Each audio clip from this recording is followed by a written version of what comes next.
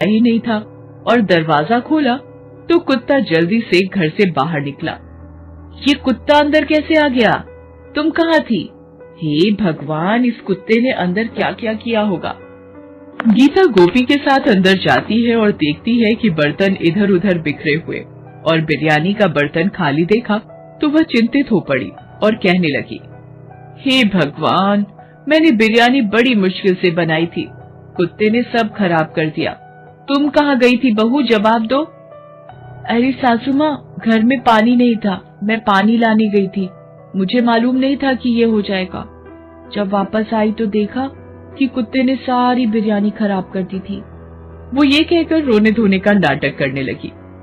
कोई बात नहीं, चलो छोड़ो, अगली बार जब तुम बाहर जाओ तो दरवाजे पर ताला लगा कर जाना, समझी? गोपी ने इस बात के लिए अपनी सासू माँ से माफी मांगी। अभी तुम्हारे ससुर जी और गोपाल आने वाले हैं, चलो खाना पकाते हैं। उस दिन रात को जब सब लोग सो गए तो गोपी उठी और किचन में जाकर बाकी बची हुई बिरयानी खाने लगी। अचानक उसे हिचकी आने लगी। गोपी ने पानी पीने के लिए जैसे ही ग्लास उठाया, ग्लास जमीन पर गिर गई। उस आवाज को सुनकर गोपी की सासू माँ जाग गई और रसोई में पहुंची। तब गोपी के हाथ में बिरयानी देखकर आश्चर्यचकित हो गई।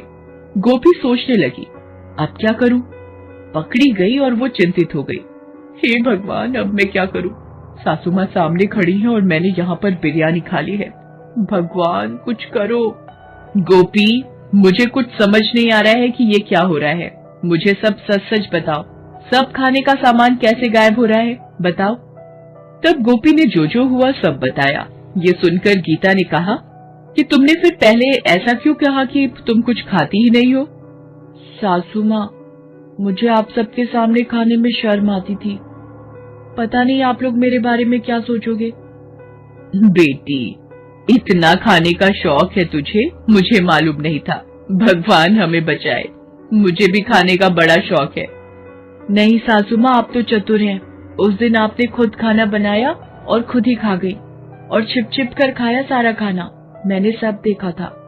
हे भगवान, तुमने सब देख लिया?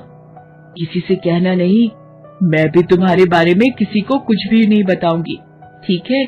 ये बात हम अपने बीच में ही रखेंगे ताकि किसी को भी कुछ पता न चले। इस बीच दोनों के पति वहां पर पहुंच गए। गीता और गोपी दोनों को देखकर चौंक गए। ये देखकर गीता के पति और गोपाल ने कहा, अच्छी सासू, अच्छी बहू मिली।